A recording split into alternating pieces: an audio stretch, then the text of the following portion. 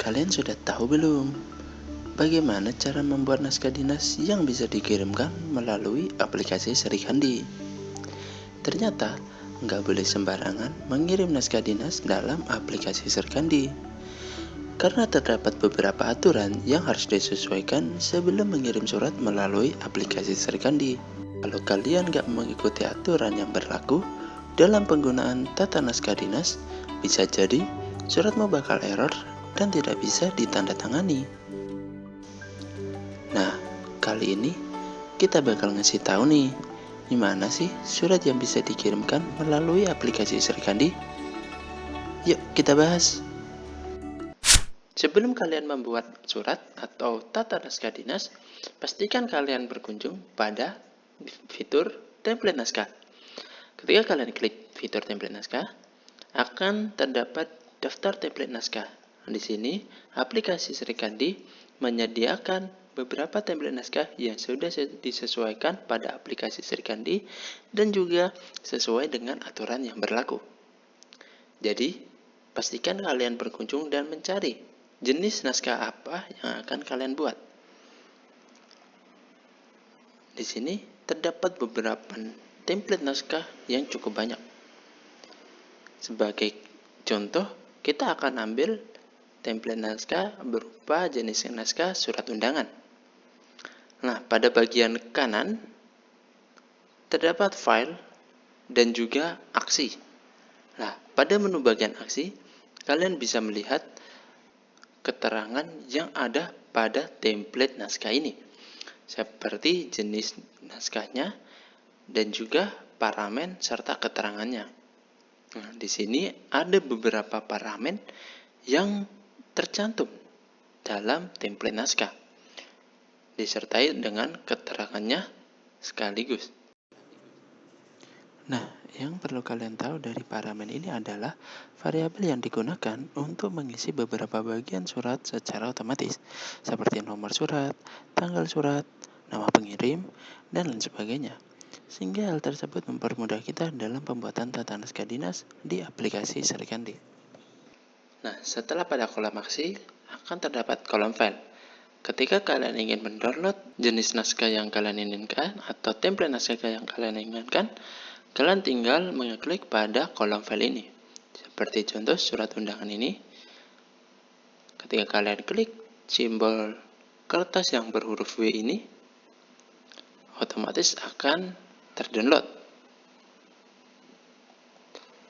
Nah, setelah kalian download, kalian tinggal masuk pada template naskah dan kalian sesuaikan dengan surat naskah yang ada pada kantor kalian. Sekarang, yuk kita buat naskahnya terlebih dahulu.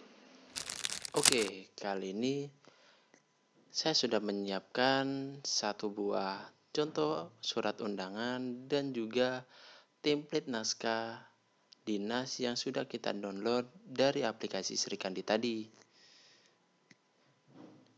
Di sini ada beberapa perbedaan yang saya sesuaikan dengan kebutuhan kantor kita dan juga meminimalisir kesalahan atau error yang terjadi dalam aplikasi sehingga bisa memperlancar kinerja kita pada saat surat menyurat.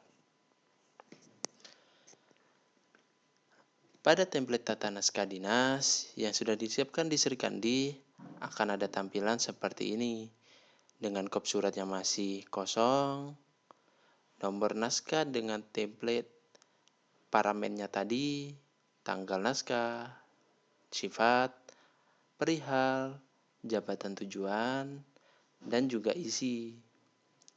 Nah, di isi ini kalian bisa mengisikan apa yang perlu kalian sampaikan pada surat undangan. Lalu, undangan tersebut ditujukan pada hari apa, pukul berapa, tempatnya di mana, dan juga acara apa. Setelah itu, beri beberapa kalimat penutup ataupun penjelasan singkat.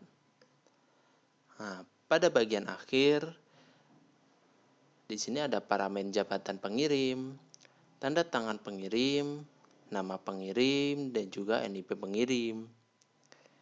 Di sini sudah otomatis tertera ketika kita mengisi form registrasi pada Sri Kandi.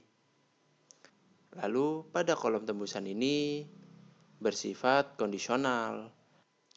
Lalu pada surat undangan yang sudah saya buat, di sini kop resmi dari kantor kita Kesabandaran kelas 1 Balikpapan sudah ada.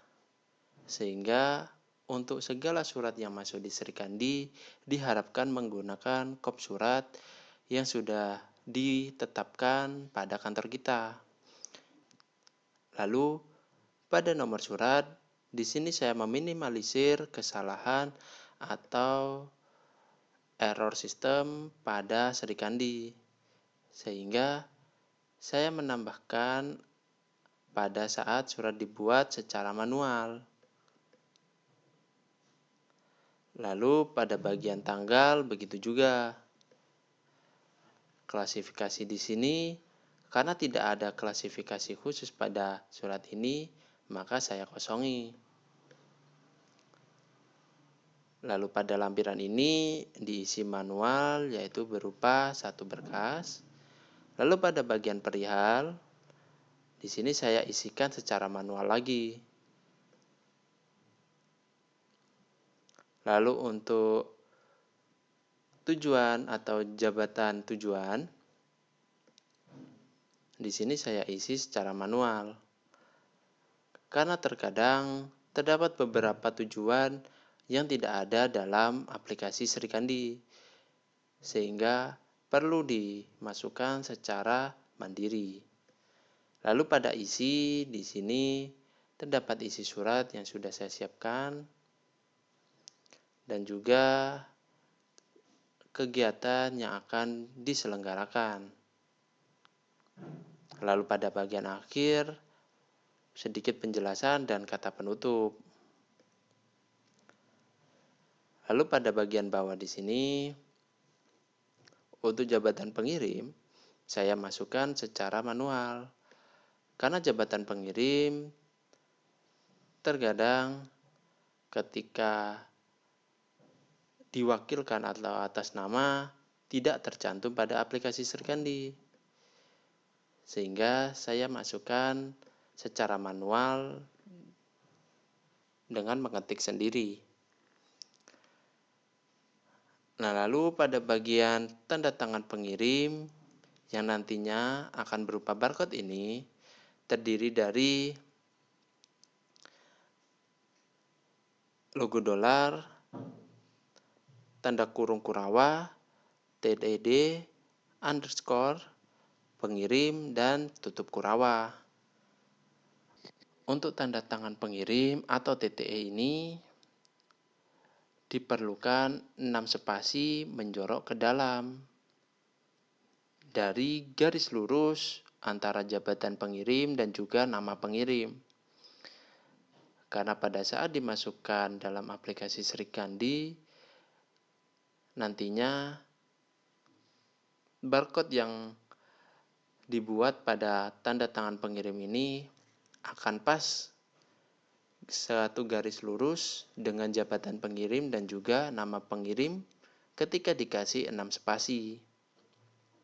Ketika tidak dikasih spasi, maka barcode-nya akan menjorok keluar dan menimbulkan ketidakrapian pada tata naskah dinas.